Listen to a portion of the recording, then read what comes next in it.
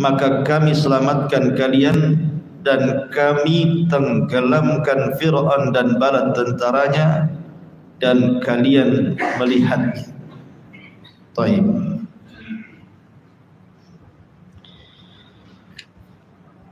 Surah Al-Baqarah ayat 49 dan juga 50 ini adalah awal cerita dari surah Al-Baqarah, dari nikmat yang Allah Azza wa Jalla anugerahkan kepada Bani Israel. Jadi khitab ayat ini Nabi SAW ingin menjelaskan kepada orang-orang Yahudi Madinah bagaimana bapak-bapak mereka itu diselamatkan Allah Subhanahu wa ta'ala, dan ingin membuktikan bahwa Nabi SAW walaupun jaraknya jauh daripada Musa, tahu kisah Musa dan Bani Israel,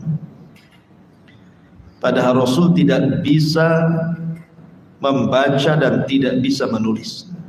Bagaimana Rasul bisa tahu kisah-kisah umat terdahulu kalau bukan karena wahyu yang Allah wahyukan kepada dia? Dan ini sebagai penegas bahwa Rasul SAW adalah seorang nabi, dan orang-orang Yahudi tahu itu. Maka di sini Nabi SAW membacakan ayat ini untuk mengingatkan nikmat yang pernah Allah anugerahkan kepada nenek moyang Yahudi yang ada di Madinah, maksudnya Bani Israel. Dan ingatlah ketika kami selamatkan kalian. Siapa yang diselamatkan di sini? Musa dan Bani Israel. Min ali Fir'aun, dari pasukan Fir'aun dan juga Fir'aun. Yasumunakum su'al azab, yang mereka memperlakukan kalian dengan seburuk-buruk azab. Yudzabihuna abna'akum, mereka menyembelih anak laki-laki kalian. Wa yastahyuna nisa'akum, dan membiarkan anak-anak perempuan kalian dijadikan budak Fir'aun dan budak kaum Asbat. Wa fi dzalikum, dan dalam perkara itu bala, ujian dari Rabb kalian, azim, yang sangat besar. Jadi begini, ketika Fir'aun di masa Nabi Musa, jadi semua kisah Fir'aun yang ada dalam Al-Quran itu adalah bercerita Fir'aun yang ada di zaman Nabi Musa. Karena Fir'aun itu kan istilah bagi raja Mesir, sama dengan Kisra bagi raja Persia, Kaisar bagi raja Romawi, Tubba bagi raja Yaman, Iskandar bagi raja Mesir. Maka Fir'aun pun istilah raja bagi raja Mesir. Yang berkuasa di zaman Nabi Yusuf Fir'aun juga namanya, gelarnya. Tapi yang dimaksud Fir'aun di sini artinya Fir'aun di zaman Nabi Musa, yang terkenal dan kononnya yang ditemukan jasadnya di lautan dan sekarang dimumikan, kemudian dijadikan wisata di Mesir ya, dimuseumkan, itu orang bisa melihat jasadnya Fir'aun. Konon katanya itulah Ramses yang kedua. Lah Fir'aun ini kisahnya diawali dari mimpi. Jadi Fir'aun ini bermimpi, mimpinya aneh. Jadi dalam mimpinya itu ada api, yang api ini berasal dari Palestina, terus bergerak sampai ke Mesir. Ketika api itu sampai di Mesir, membakar seluruh negara Mesir. Negara kekuasaan Fir'aun terbakar dengan api itu. Anehnya, api itu tidak melahap perkampungan Bani Israel, perkampungan Nabi Yusuf alaihi salatu wassalam. Dan mimpi itu bukan sekali dua kali, berkali-kali dengan mimpi yang sama. Maka namanya seorang raja pasti punya apa yang disebut dengan penasehat spiritual namanya, atau bahasa kasarnya dukun. Mesti penguasa punya dukun itu untuk mempertahankan kekuasaannya kan, yang dijadikan istisyar, petunjuk apa yang harus dilakukan. Maka paranormal, dukun-dukun, peramal-peramal di zaman Fir'aun ini sepakat, takwil mereka bahwa isyarat api yang berasal dari Palestina dan membakar seluruh perkampungan Fir'aun Mesir kecuali perkampungan Bani Israel, bahwa akan ada bayi yang lahir dari turunan Bani Israel yang akan menggoyang kekuasaan Fir'aun. Sejak itulah dibuat peraturan bahwa semua bayi laki-laki harus dibunuh. Maka setiap hari tentara mengepung perkampungan Bani Israel. Setiap ada yang bayi lahir, ditengok kelaminnya, perempuan atau laki-laki. Perempuan bantai. Setiap yang wanita yang hamil ditunggu kehamilannya, jangan sampai kecolongan. Ketika lahir dilihat kelaminnya, laki-laki bantai. Sampai akhirnya ukala Bani Israel, ukala orang-orang yang berakal dari lingkungan Fir'aun ini merasa khawatir. Karena bagaimanapun Mesir sangat berhajat dengan Bani Israel, karena Bani Israel ini diberikan kecerdasan masalahnya.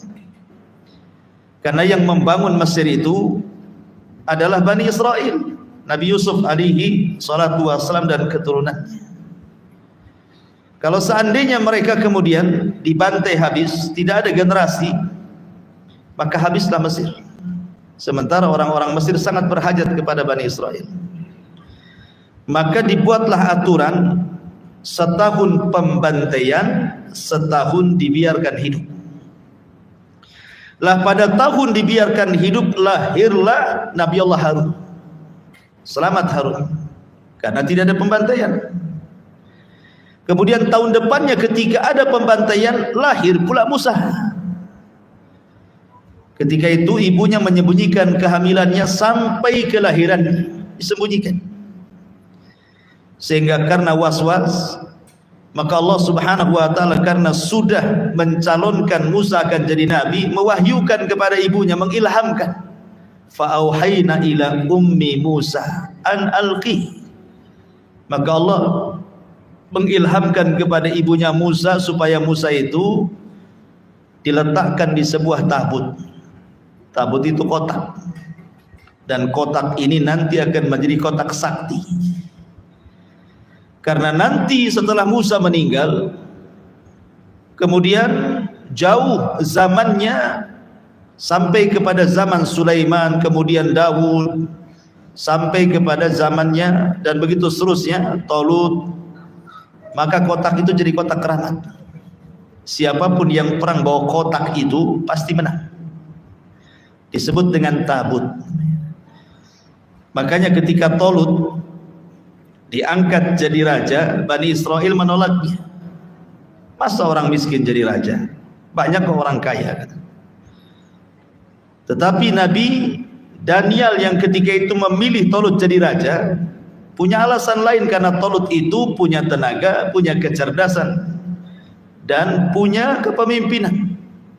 Cuman dia miskin. Akhirnya kemudian malaikat Jibril mengambil tabut yang ada di tempat Jalut. Kemudian diambil, diletakkan di rumah Talut. Baru Bani Israel yakin bahwa Talut bisa memimpin mereka. Kenapa? Karena punya tabut, punya kotak itu. Jadi nanti kotak itu ada sejarah sendiri. Intinya bahwa ibunya Nabi Musa disuruh meletakkan Musa kecil dalam kotak itu, tabut itu. Jadi waktunya nyusu, ditarik, disusui. Setelah disusui, dibiarkan hanyut. Begitu terus, ya. Sampai akhirnya Allah takdirkan talinya putus. Ketika talinya putus, maka hanyutlah kotak itu di Sungai Nil. Kita beralih kepada istana Fir'aun. Fir'aun itu tidak punya anak laki-laki, semua anak Fir'aun itu perempuan. Dan dia punya istri yang sangat dicintainya, namanya Asia bintu Muzahim. Fir'aun sangat cinta dengan Asia itu. Masalahnya anaknya tidak ada laki-laki, semua perempuan dari Asia bintu Muzahim itu. Lah Fir'aun ini ada anak perempuan sakit, tidak bisa disembuhkan. Sudah berobat ke sana kemari, para tabib sudah angkat tangan, tidak bisa disembuhkan. Sampai seorang peramal meramalkan, kalau anak putrimu ingin sembuh, maka usaplah dengan kotak yang pertama kali dilempar ke sungai Nil. Akhirnya ketika Asia bintu Muzahim berjalan di taman istana di samping sungai Nil, melihat dari kejauhan ada kotak. Akhirnya kemudian Asia bintu Muzahim yang namanya anaknya ingin sembuh, akhirnya kemudian merintahkan prajurit untuk mengambil kotak itu. Jangan-jangan kotak itu yang bisa menyembuhkan anaknya kan itu. Diseberanglah, diambil kotaknya. Ketika kotaknya sudah dapat, rupanya isinya bayi Musa alaihi salatu wassalam. Dan Allah langsung berikan kasih sayang kepada hati Asia bintu Muzahim, langsung jatuh cinta kepada bayi Musa ini. Akhirnya kemudian dalam kisah Israiliyat, diambillah ludahnya Musa, diusapkan ke penyakit anak putri Fir'aun, kemudian sembuh. Lah ketika Fir'aun mengetahui ada bayi laki-laki, marah dia. Jangan-jangan bayi yang dimimpikan itu maksudnya adalah bayi yang dalam kotak itu. Maka Fir'aun pun hampir-hampir membunuhnya. Tetapi Asia bintu Muzahim melarang dan mengatakan, jangan kau bunuh dia. Boleh jadi dia adalah qurratu ainin liwala. Boleh jadi dia akan menjadi penyejuk mataku dan matamu. Dan kita bisa jadikan anak ini sebagai anak angkat kita. Tapi Fir'aun mengatakan tidak, itu hanya untuk penyejuk matamu dan tidak mataku, katanya. Coba kalau seandainya Fir'aun mengatakan, ya itu petunjuk mataku dan mataku dapat hidayah dia. Tapi ketika dia mengatakan, ya petunjuk artinya itu penyejuk matamu tidak mataku, berarti Fir'aun tidak dapat hidayah. Tapi dari sini Asia bintu Muzahim menyelamatkan nyawa Musa kecil. Kemudian ketika Musa kemudian sudah di tangan Asia bintu Muzahim, masalahnya tidak mau menyusui. Wanita-wanita yang punya anak yang keluar air susunya itu tidak ada yang mau diminum oleh Musa kecil. Sampai akhirnya Asia bintu Muzahim membuat sayembara, siapapun wanita yang air susunya mau diminum oleh Musa, maka dia akan mendapatkan ini dan itu. Tersebarlah kabar ini sampai ke rumah ibunya Musa. Maka ibunya Musa mengutus saudari Musa, tolong cek, jangan-jangan bayi itu adalah bayi kita. Rupanya saudarinya Nabi Musa datang, rupanya betul. Kemudian ditawari bagaimana kalau seandainya disusui oleh seorang wanita, boleh jadi dia mau meminum air susunya. Ketika didatangkan ibunya Musa, hampir-hampir dia mengaku dia ibunya. Kalau bukan karena Allah, kemudian menahan lisannya untuk tidak cerita. Akhirnya disusui, mau pula dia, namanya ibunya. Akhirnya kemudian istrinya Fir'aun meminta agar disusui selama 2 tahun di rumah ibunya Musa, kemudian dikembalikan setelah selesai masa susuan. Sejak itulah Musa hidup di istana Fir'aun.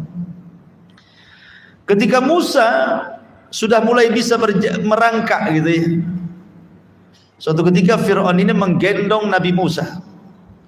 Tiba-tiba Musa menarik jenggot Fir'aun sampai tersungkur tuh Fir'aun itu. Kok bayi punya kekuatan seperti orang dewasa? Seberapalah bayi itu narik janggut, ikhwan? Ini kayak orang dewasa, kayak punya tenaga. Sehingga Fir'aun kemudian, jangan-jangan bayi ini katanya yang akan meruntuhkan kekuasaanku. Hampir-hampir akan terjadi pembunuhan kedua kalinya. Tapi Asia bintu Muzahim keburu mencegat dan mengatakan jangan kau bunuh, itu bayi yang tidak berakal. Kalau engkau tidak percaya, buatlah ikhtibar, uji bayi ini. Akhirnya Fir'aun pun menguji bayi ini dengan meletakkan jamrah, arang yang sudah dibakar yang berwarna merah itu, kemudian tamar, kurma, kemudian disuruh milih. Anak bayi disuruh milih. Hampir-hampir anak bayi ini mengambil kurma. Kalau anak bayi ini mengambil kurma berarti dia berakal. Berarti memang dia anak yang akan menumbangkan kekuasaannya. Tapi kalau dia mengambil jamrah, mengambil arang yang berbara itu, berarti memang tidak berakal. Ketika dia mengarah ke kurma, maka datang Jibril kemudian mengarahkan ke jamrah. Akhirnya kemudian mengambil arang yang membara itu, kemudian dimakannya.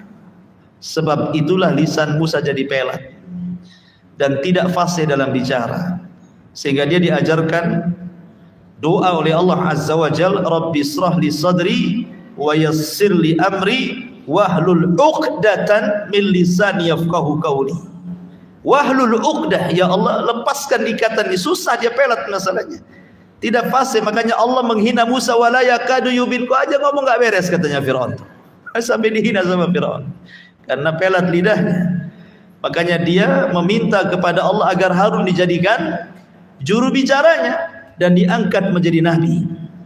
Maka Allah kabulkan, diangkatlah Harun menjadi nabi dan menjadi juru bicara Musa, karena dia seorang yang orator, ahli diplomasi, baik bahasanya dan tidak pelat. Artinya Allah menyelamatkan Musa 2 kali di tangan Asya bintu Muzahim. Musa pun kemudian besar. Ketika dia besar, sudah dewasa, ada peristiwa ketika Musa sedang berjalan-jalan di gang-gang kota Mesir. Ada 2 orang yang sedang berkelahi. Yang satu keturunan Bani Israel, yang satu keturunan Asbat, keturunan kabilahnya Firaun. Musa memandang siapa yang salah, siapa yang benar. Rupanya kebenaran ada di pihak Bani Israel. Ditolonglah anak muda dari Bani Israel. Kemudian terjadi perkelahian antara Musa dan anak muda dari kaum Asbat. Maka Musa pun tanpa sengaja akhirnya membunuh orang tersebut. Tanpa sengaja, bukan ada unsur kesengajaan. Sementara undang-undang Mesir sama dengan Islam, siapa membunuh kisos dibunuh. Maka Musa pun ketakutan sebagai manusia, karena belum dia akan jadi nabi masalahnya. Maka Musa pun dinasihati untuk lari dari Mesir. Maka larilah Musa ke Mesir, ke Madian. Kemudian Musa berjumpa dengan 2 wanita yang sedang mencari air. Kasihan karena ngantri di belakang laki-laki yang banyak. Akhirnya Musa menolong salah satu wanita tersebut mengambilkan air untuk kambing-kambingnya. Sebagai balasannya, maka Musa pun kemudian diantar ke rumah orang tua 2 wanita itu yang bernama Syuaib, bukan nabi, orang soleh. Akhirnya Musa pun diminta bekerja oleh anak putrinya. Bekerjalah Musa di rumah Syuaib, dan Syuaib orang Arab. Akhirnya Musa pun kemudian menikah dengan salah satu putri Syuaib di Madian, kemudian tinggal 10 tahun dan punya keturunan. Setelah 10 tahun dia menikah dengan orang Madian, maka Musa ingin kembali ke Mesir, ingin mengunjungi keluarganya. Berangkatlah Musa dari Madian menuju Mesir. Di tengah jalan gelap gulita, tengah malam, obornya Musa padam. Kemudian Musa dari kejauhan melihat ada api. Maka dia izin kepada istrinya dan keluarganya untuk mengambil api. Setelah kemudian didekati, api itu semakin dekat, semakin besar, semakin dekat, semakin besar. Rupanya api itu menyala di tengah-tengah pohon zaitun. Anehnya pohonnya tidak terbakar, apinya makin besar. Makin didekati makin besar, makin didekati makin besar. Anehlah Musa, mana mungkin pohon keluar api dan makin besar makin besar. Ketika sudah di depan api, tiba-tiba ada suara di balik api, ya Musa, innani anallah, wahai Musa, aku adalah Tuhan. Kemudian Allah Subhanahu wa taala mewahyukan kepada Musa. Ketika itu Musa memegang tongkat di tangan kanannya. Kemudian Allah mengatakan, apa yang di tangan kananmu itu wahai Musa? Wa ma biyaminika ya Musa. Apa yang kau pegang di tangan kanan wahai Musa? Kata Musa, asaya, ini tongkatku, atawakkau ilaiha. Aku gunakan untuk bersandar, atau aku gunakan untuk memetik daun dan memberikan makan-makan kambing-kambing, ataupun untuk yang lain yang bermanfaat. Maka Allah Subhanahu wa taala katakan, alqiha ya Musa, lemparkan tongkat itu. Ketika dilempar tiba-tiba jadi ular, kaget lah gitu ya. Yang selama ini tongkat dia bawa ke sana kemari, suruh dilempar, ketika dilempar jadi ular. Kemudian disuruh dipegang pula. Aduh, kan bingung tuh. Pegangnya, tongkatnya dilempar, tiba-tiba jadi ular. Kata Allah Azza wa Jalla, Allah berfirman, khudh, ambil katanya. Kan repot, antum pegang ular, pegang buntut, dipatuk kepala. Pegang kepala, main patuk kepalanya kan itu ya. Maka Allah mengatakan, la takhaf, jangan takut. Jangan takut, ambil. Karena peristiwa ini akan terulang nanti. Ya. Nanti akan terulang. Bahwa peristiwa ini akan terulang lagi masalahnya. Akhirnya diambillah tongkat di ular itu, ketika dipegang buntutnya tiba-tiba kembali jadi tongkat. Kemudian Allah mengatakan, masukkan tangan wahai Musa ke pesakmu. Masukkan ke pesaknya. Ketika